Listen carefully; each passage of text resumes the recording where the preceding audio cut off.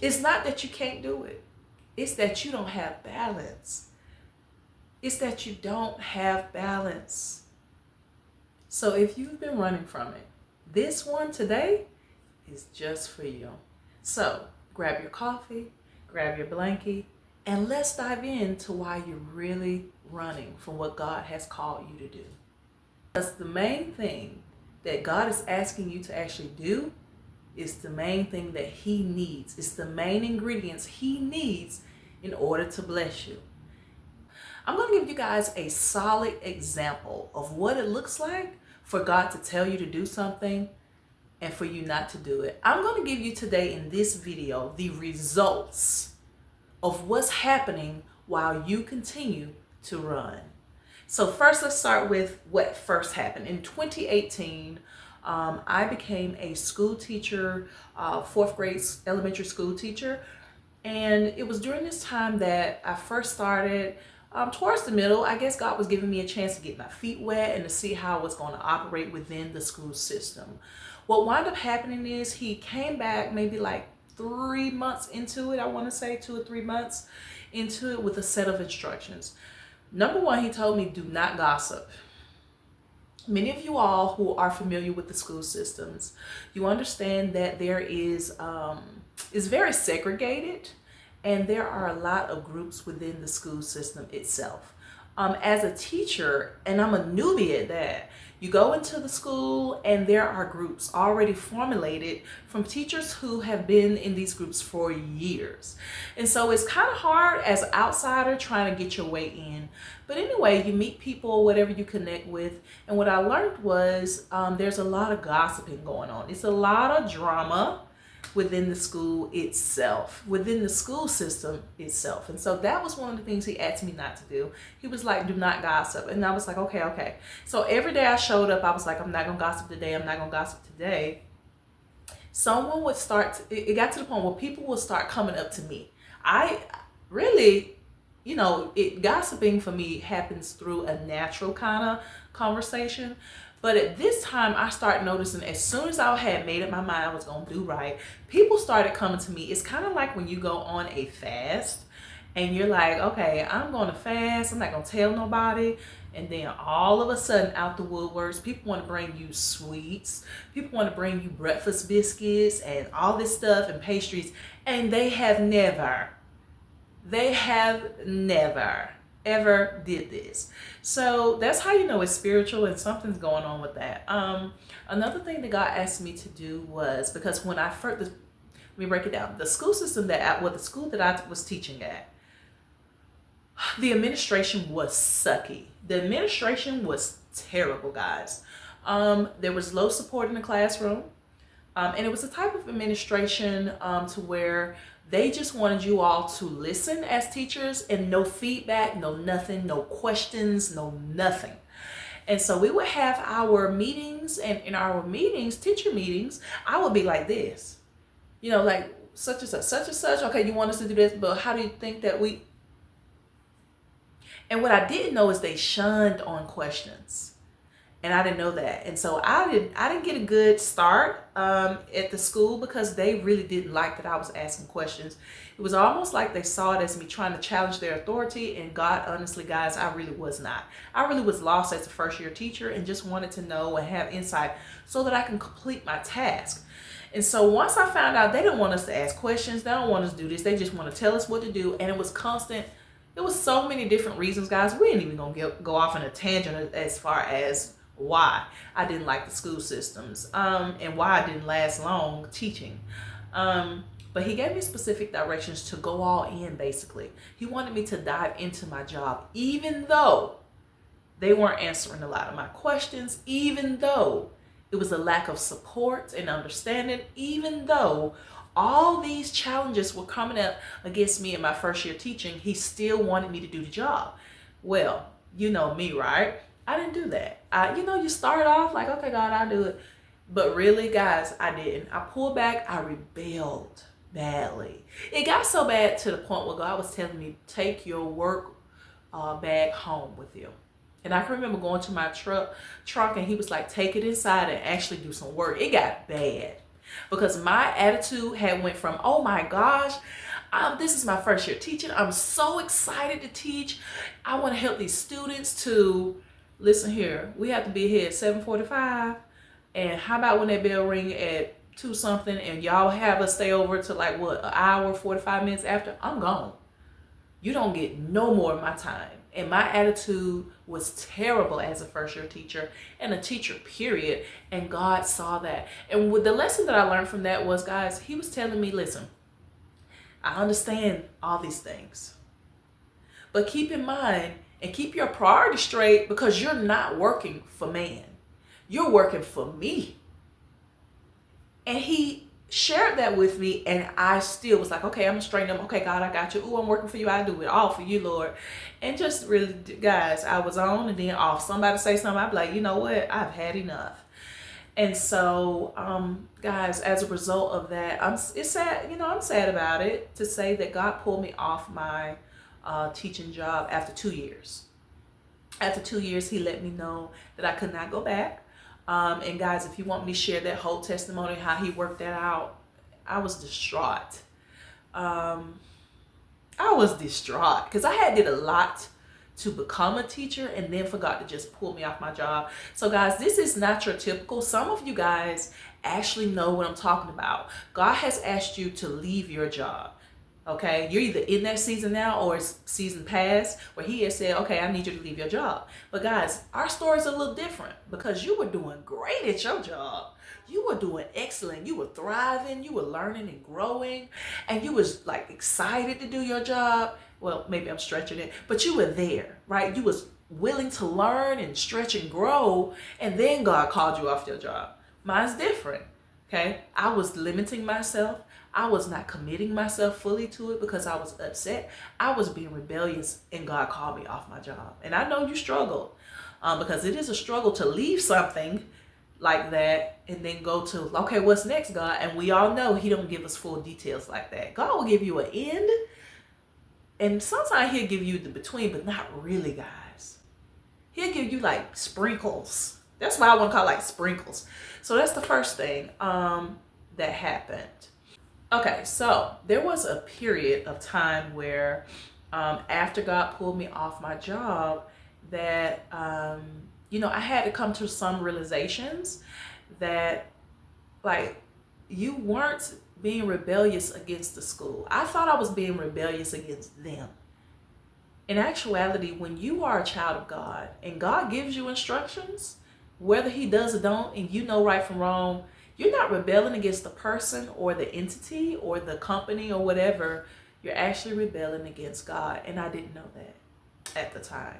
And so that's what I was doing. And also the set of rules that we have, or the set of, not even rules, expectations.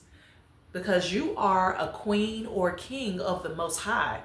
How you used to live and move, before you were with Christ, is no longer how you can be now. It's like all new, and he don't play.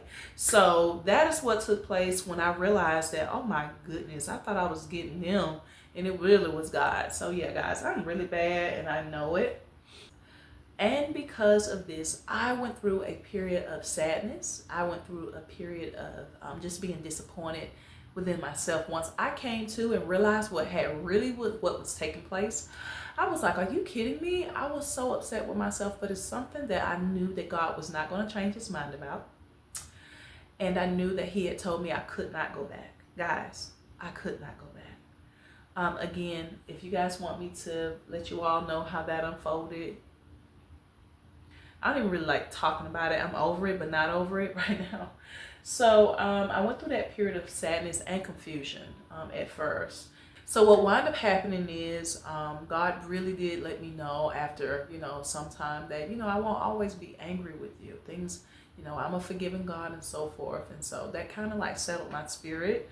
And then after that, guys, I was like, okay, God, how am I going to be earning money? Like, you have this plan. He let me know he had another plan, and he called it the Plan B. He used the story of Zacchaeus. Some of you all, Zacchaeus was the a tax collector. He was a tax collector, and he was short in stature. And God used his story to enlighten me on how he was creating for me a plan B. He had a plan B. He didn't have to create it. He just had it. He knew I was going to do that. I was like, okay, well, what's the plan B? Like, how am I going to earn money? And he was like, digital products. Now, this is in 2020, and I'm sure the digital products were very lucrative, but because I was a teacher and didn't hardly have time that's not where my mind was. You know what I mean? I was like, who? Digital products, digital marketing. And he started talking to me about that. And so here we are today. I had to do learning. I'm still learning and growing in that area, because when God gives you like a say-so of what he wants, you have to, if you don't know, and even sometimes if you do, expand your mind and grow in that area so you can be better. And so that's what I did. Now that's my story of rebellion. Okay, now we're about to get into it and unpack your junk. What exactly is going on with you, and why you refuse to do what God has asked you to do? Because you saw my consequences. You saw what happened to me. So after he was like, okay, digital products or whatever. Now, what I learned while I was researching was that a part of learning and growing in the digital marketing space, from the position that he wants me to be at, I needed to push out content like crazy. And this is the thing that I've been running from for years. It's not that I don't want to push out content. On the magnitude and scale that God needs me to push out content, I really didn't know how to do that. It was a lot to it. As you can see me today, look at me. I have made up in my mind, just do it. Don't worry about your hair. I mean, my hair is, don't worry about whether this is done. Don't worry about the aesthetic. Listen, we're in a corner of my house, on my couch. I'm not worried about all that other stuff I was worried about before. I started researching content, how to produce a lot of content videos on YouTube, where I was learning about batching. I was learning about all these different things. So I had first to deal with what was up here. I had to deal with what was up here, because this was what was stopping me. And the way I had pictured it was like, I'm gonna have to keep picking out these different outfits. I'm gonna have to keep my set up my background really nice.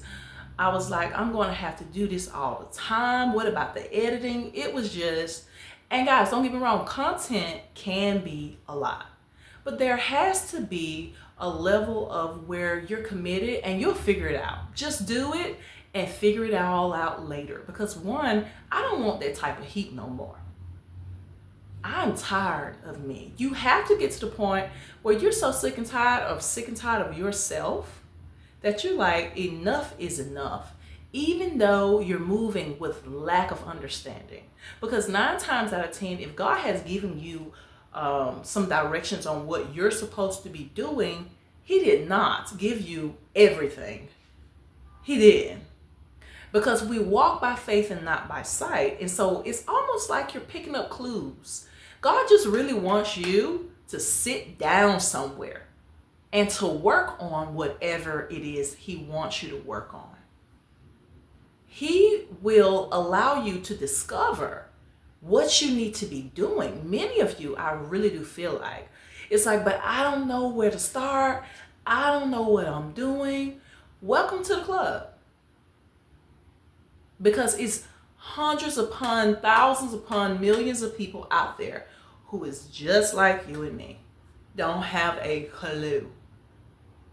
But the beauty is that you will discover the clue the more that you walk with God in that particular area of your life, and you begin to trust him in that area. He will slowly but surely start dropping gems to show you this is what you need to be doing. This is, he will, trust me, just get there. So many of you all on today need to be stirred. So yes, the one thing I had been running from was content creation. And as I said before, guys, you see, it didn't take no time for me to set this up. I'm no longer, at this point, I've made up my mind. I am no longer going to sit up here and make all these excuses and overthink things and keep getting in trouble with the Lord and holding back my blessings or whatever God has in store for me, just holding back myself. I'm so done with that season of my life, period. Now that we have discovered my junk and unpacked it, now we're about to get ready to get into yours. Okay, so for some of you all, now that we are unpacking your junk, okay, the light is no longer on me. Some of you all, God has asked you all to go to school. Many of you all, God has said, I need you to go back to school. And you like, what? How, like, can't afford it, can't, my time, like, how am I gonna do that? Listen, some of you all, God has asked you to go to school. Let me go down the line. Some of you all, God has said to you, quit your job, let it go. And what you'll find is, if you don't let it go, He'll let them let you go. He will let them let you go. Some of you all, God has said to stay committed to me. Do not date anyone. He wants to choose your spouse for you this time. And guys, this makes perfect sense, because haven't you been through enough? Haven't you been through enough? Some of you all, God has said to you to start your own business. Many of you, God has said to you, actually, to start your own business. But you're like, how am I going to find time? All He needs is a few minutes a day, whether it's 20 minutes a day, whether it's 15 minutes, 30 minutes, an hour. Just sit down and start.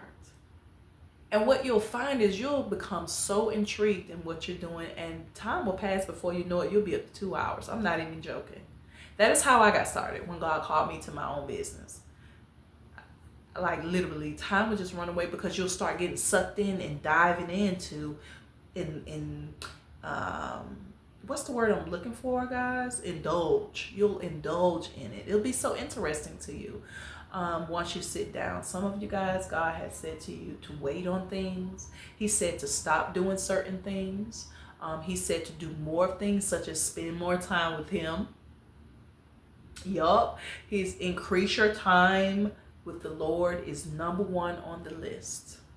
Increase your time with God. And guys, what you'll find during these times, I mean, literally you see this as like, why am I doing this really? And you're cultivating a relationship with God in this season that He's asking you, hey, more time with me.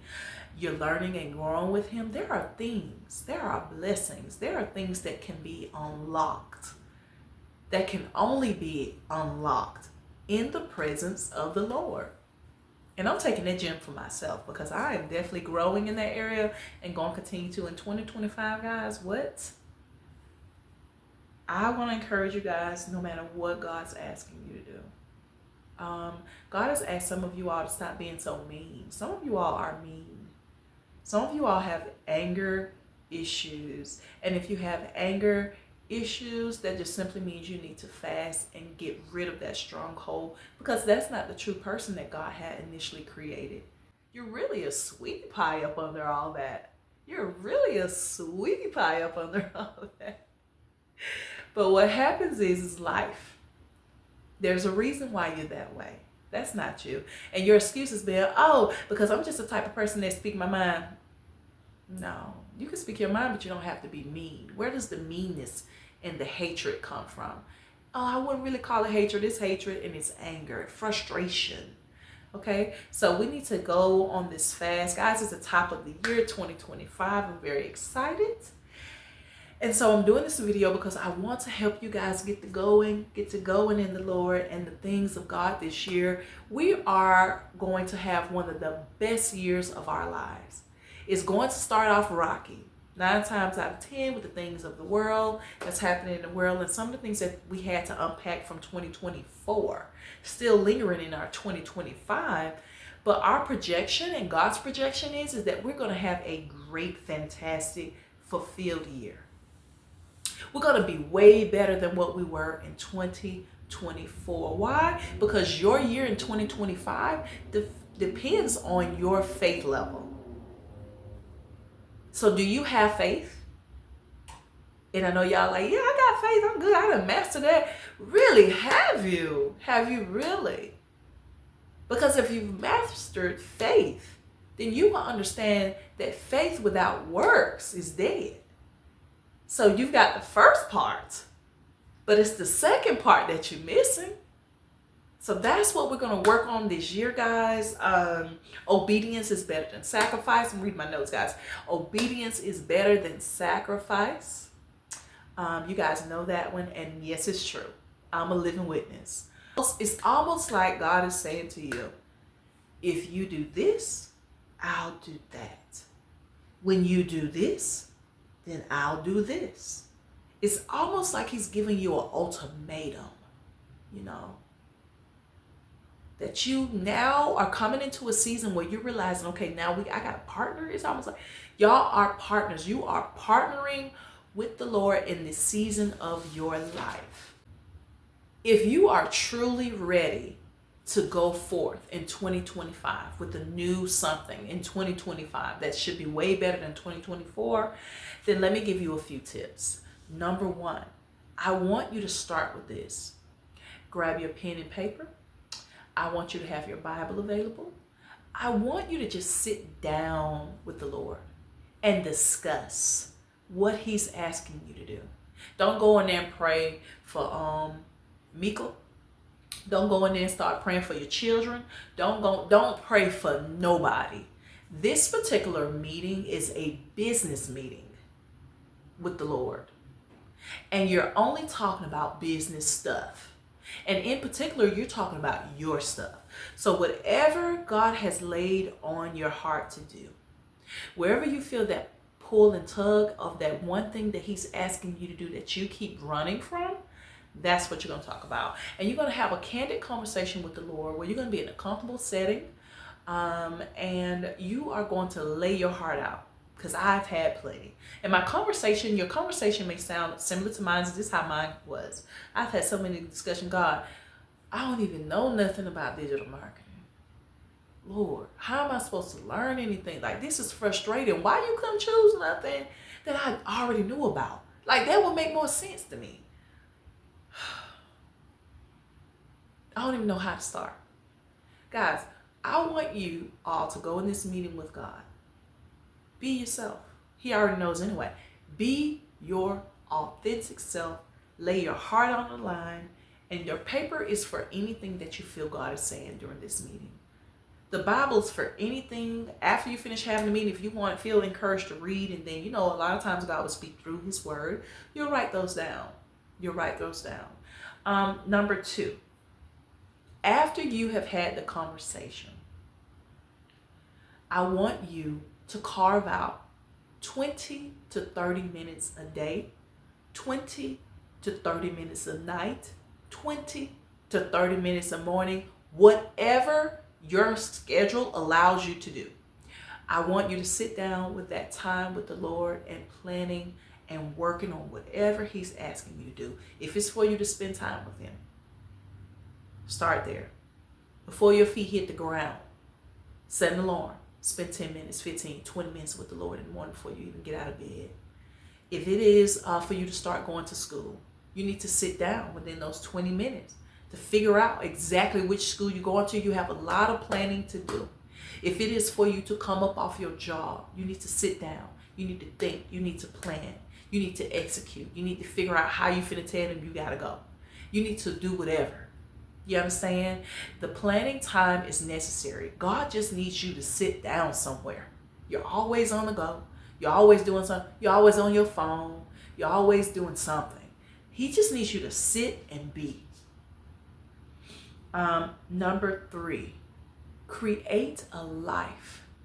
Because in this season, what I'm about to tell you is very, very important. In this season that you're about to get ready to enter, you don't have time. You have to be. All these other seasons, that's cool that you was not connected to the Creator as much. He's the vine, we are the branches. Do you understand? And you have to be connected to the source in order to be encouraged and get to moving. Because once you unplug yourself from God, then you won't get it done. Then consequences will take place. Again, consequences will take place. That is the heart of my motivation right now, because he don't play. And playtime is actually over. So you want to go ahead and you want to create a life where it's centered around God. Do you understand? You want to sit down and spend time with him. You want to read and get to know him, because as we read the Bible, it's not just a book. We're actually getting to know the Father, because he is the Word, and the Word was with God, and the Word was God. Do you know? That's from Genesis, guys. So the more that you sit down with God, and God is more than just reading, and he's more than just a prayer. He's praise and worship. He's in your silence. He's the director of your life. And so you want to take this very serious out of all tasks, to make sure that you have a life cultivated and centered around the Lord, because you're going to need to be plugged into him this next season. You cannot afford not to be. And I'm not talking about church. Some of you guys, I love church. I go to church. I, do things within the church. But some of you all are way too invested in church. Figure out in 2025 what exactly it is that takes the bulk of your time, that makes you feel like, I don't have time. What is it? Is it you stand in the kitchen for an hour and a half to 2 hours after work? If it is, fix it. Plan your dinners better. Execute your dinners. Use your crock pot. Okay? If you can afford to, order something that's going to drop off y'all dinners on certain nights. Figure out a strategy. If it is that you spend long hours at work and God has asked you to do something that is a little time consuming, then you're going to go into prayer and be like, realistically, God, I work from XYZ to XYZ and I don't have time for that. Now, if you're at work and that's taking the bulk of your time, by the time you get off at night, you're so tired. Hey, you got to create a whole schedule. But you must get it done so that God can go ahead and change those hours, whatever he plans to do, because God is also a realistic God. He's not asking us to do nothing supernatural at all. Nothing. So whatever takes the bulk of your time to make you feel like I don't have the time, figure out and plan strategies around that thing to make your life better. Is it a way that you can turn on your Bible app on the way to work or to work? Just get it done. Is it a way that you can, at nighttime, you wind down on your telephone? Can you wind down with the Lord? Figure out what's taking the bulk of your time. Like I said, church activities. Some of you all have your kids in way too many activities. There has to be a balance, and that's what's missing. It's not that you can't do it. It's that you don't have balance. It's that you don't have balance. And you feel like if one more thing is added to my schedule, I don't know what I'm going to do.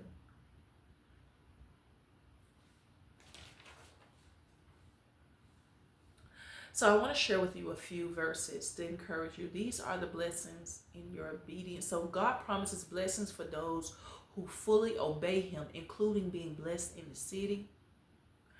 That's from Deuteronomy 28.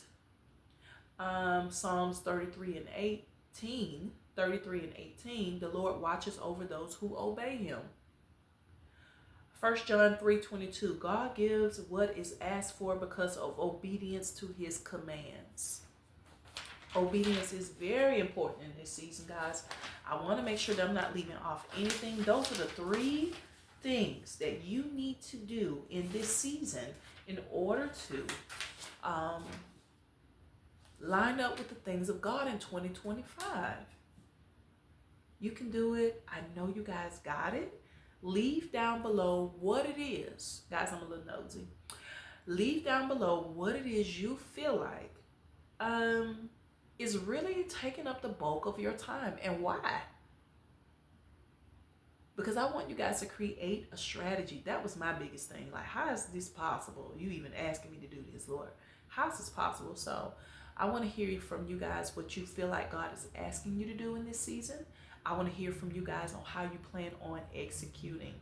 So guys, I want you to do that. If it's personal, you guys can email me at chapsanddames@gmail.com. So yeah.